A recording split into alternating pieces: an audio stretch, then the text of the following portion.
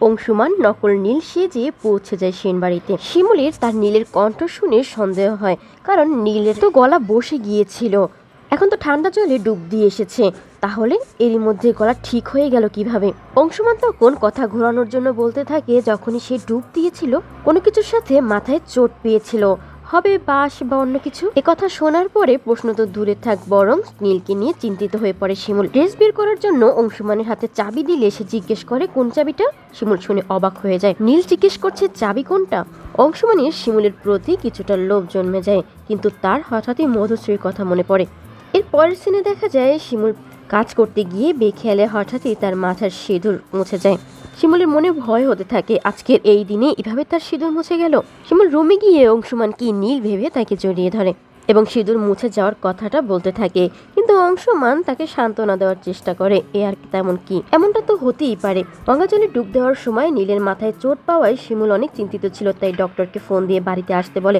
অপরদিকে দেখা যায় আনোয়ার ছদ্মবেশে মধুশ্রীর কাছে গিয়ে সব খবরাখবর দিচ্ছিল মধুশ্রীকে। এদিকে দেখা যায় ডক্টর এসে জানায় নীলসেনের তো কিছুই হয়নি, সে পুরোপুরি ঠিক আছে। এরপর দেখা যায় শিমুল হঠাৎ করেই খেয়াল করে তার নীলের হাতে ছোটবেলা থেকে যে জন্মদাগ ছিল সেই দাগ এখন দেখা যাচ্ছে না। অংশুমানকে যখন সবাই প্রশ্ন করে, অংশুমান তখন মিথ্যে বানিয়ে বলে দেয় মধুশ্রী তো তাকে হিরো বানাতে চেয়েছিল, তাই কত কিছুই তো করিয়েছে তাকে দিয়ে। এই দাগটাও একটি সার্জারির মাধ্যমে রিমুভ করা হয়েছে। অংশুমান নীলসেনের বাড়িতে বসেই মধুশ্রীকে সমস্ত আপডেট দিতে থাকে।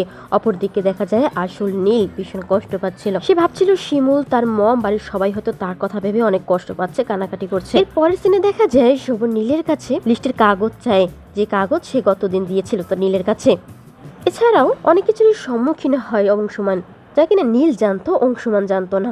অংশুমান হঠাৎ করেই অসুস্থ হওয়ার অভিনয় করতে থাকে, কারণ সবার প্রশ্নের উত্তর থেকে তাকে যে রেহাই পেতেই হবে। সে লিস্টের ব্যাপারে এবং অন্য কিছুর ব্যাপারে তো কিছু জানেই না, জানতো তো আসল নীল। অংশুমান কুমারটলিতে যাবে না, তার মাথাটা প্রচন্ড যন্ত্রণা করছে। শিমুলকেও যেতে বলে, সে রুমের দরজা লাগিয়ে রেস্ট নেওয়ার কথা বলে, কেউ যেন তাকে ডিস্টার্ব না করে। অপরদিকে মধুশ্রী অংশুমানের সাথে দেখা করতে চায়। অংশুমান ভিতর থেকে দরজা লাগিয়ে জানালা দিয়ে বেরিয়ে পড়ে মধুশ্রীর সাথে দেখা করার জন্য। পরের সিনে দেখা যায় মধুশ্রী অংশুমানকে বলে দেয় ঠিক কি করতে হবে। আপাতত নীল সেজে শিমুলের পাশে থাকতে হবে, কোনো ক্ষতি করা যাবে না।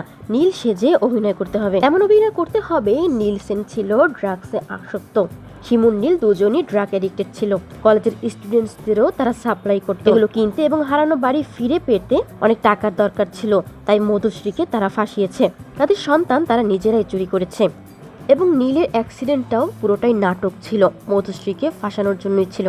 নীল ড্রাগস বিভিন্ন জায়গায় রেখে দিবে এবং সাপ্লাই করবে, এগুলো সব সিসি ক্যামেরার রেকর্ড হবে। এরপর মহালয়ের দিন আসল নীলকে বের করে দেওয়া হবে এবং নকল নীলকে সরিয়ে দেওয়া হবে। পুলিশ আসল নীলকে অ্যারেস্ট করবে। শিমুলকে একেবারে শেষ করে দিবে মধুশ্রী। নীলকে অংশুমানকে প্লাস্টিক সার্জারি করানোর মাধ্যমে আবার অংশুমানের চেহারা ফিরিয়ে দেওয়া হবে। এরপর অংশুমানের সাথে মধুশ্রী অনেক সিনেমা করবে।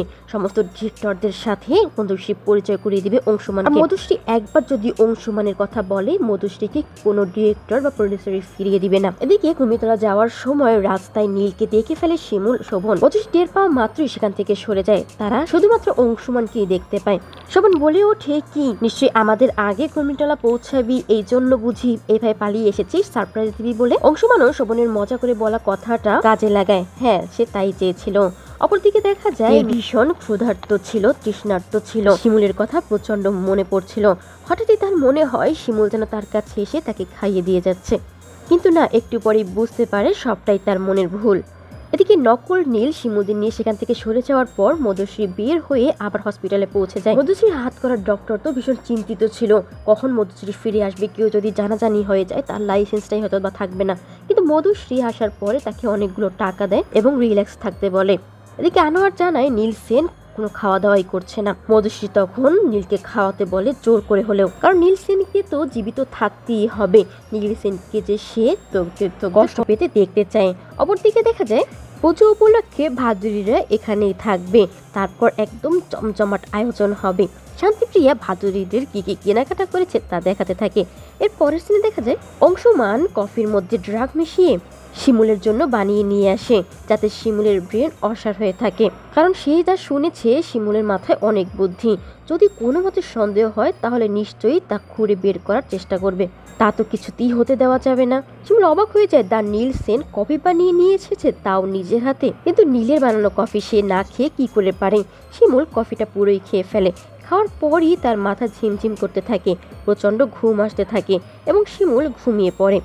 এদিকে দেখা যায় নীলকে বারবার বলা সত্ত্বেও নীল কিছুই মুখে তুলছিল না, কিন্তু আনোয়ারের দলবল জোর করেই তার মুখে খাবার তুলে দেয়। অপরদিকে ড্রাগ মিশানো কফি খেয়ে শিমুল ঘুমিয়ে পড়লে অংশুমান আনোয়ারের সেই আস্তানায় এসে উপস্থিত হয়। নীল অবাক হয়ে যায়, তার মতোই হুবহু দেখতে কে সে, কি করে হলো সে তার মতোই দেখতে এবং কণ্ঠ তার মতো।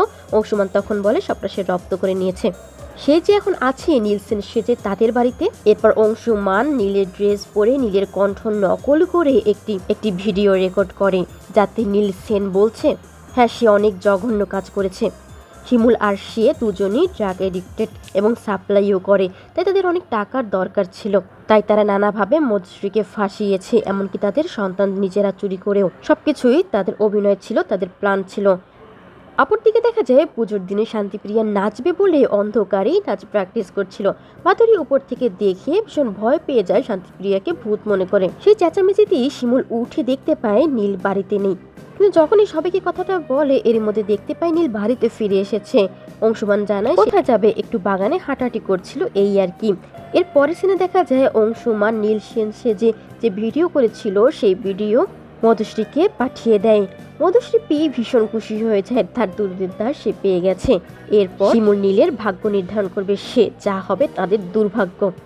এর পরের সিনে দেখা যায় শিমুলের একটু দেরিতেই ঘুম ভাঙে। অংশুমান নীল সেজেই শিমুলের জন্য চাও করে নিয়ে আসে এবং সেভাবে প্রত্যেকদিন রাতের বেলায় এরকম ড্রাগ মেশানো কফি শিমুলকে সে খাইয়ে দিবে। এর পরের সিনে দেখা যায় নীলের ফ্রেন্ডসরা আসে তার সাথে দেখা করার জন্য, কিন্তু অংশুমান তো কাউকেই চিনতো না। সে প্রথমে নাচেনারই কথা বলতে থাকে তার আসলে কিছুই মনে নেই, সে তো স্মৃতি হারিয়েছিল, তার এখনো সমস্যা হচ্ছে। এদিকে মধুশ্রী বেডে বসে স্বপ্ন দেখতে থাকে, সে পুজোতে গিয়েছে, তার কত ফ্যান ফলোয়ার্স রয়েছে, সবাই তার পাশে, কত আনন্দ করছে সে। এসব দেখে হঠাৎই তার ঘুম ভেঙে যায়, সে ভীষণ কষ্ট পেতে থাকে। সেখানে এরকম ভাবে আটকে রয়েছে, তখনই সে ভাবতে থাকে তার মনকে। তার সামনে যেন আরেকটা মধুশ্রী দাঁড়িয়ে আছে, সে তাকে প্রশ্ন করছে কি পেয়েছে সে তো এখানে আটকে রয়েছে। আর শিমুল কত আনন্দ করছে, সাজছে, বুঝে যাচ্ছে, কিন্তু মধুশ্রী বলে না, সে কিছুতেই হেরে যাবে না, সবকিছুর প্রতিশোধ সে নিবেই নিবে। এদিকে অংশুমান নীলের ফ্রেন্ডদের কাছে আবারও প্রশ্নের সম্মুখীন হওয়ার ভয়ে অসুস্থতার অভিনয় করতে থাকে আবারও। এদিকে মধুশ্রী কিছুতেই যেন মেনে নিতে পারছিল না, সবকিছুর পরেও শিমুল কত আনন্দ করে বেড়াচ্ছে। আর তা মধুশ্রী চৌধুরী এইখানে এইভাবে আটকে রয়েছে, না না না, সে তো এখানে কিছুতেই থাকবে না। কিন্তু সে দেখতে পায় তার সামনে আরেকটি মধুশ্রী, সে যেন তাকে বলছে সে হেরে গেছে, সে কিছু না। কিন্তু মধুশ্রী প্রতিজ্ঞা করে সে শিমুলকে এবার মেরেই ফেলবে। ভিডিওগুলো পেয়ে চ্যানেলটি সাবস্ক্রাইব করে এখন লাইক কমেন্ট করতে ভুলবেন না। ধন্যবাদ।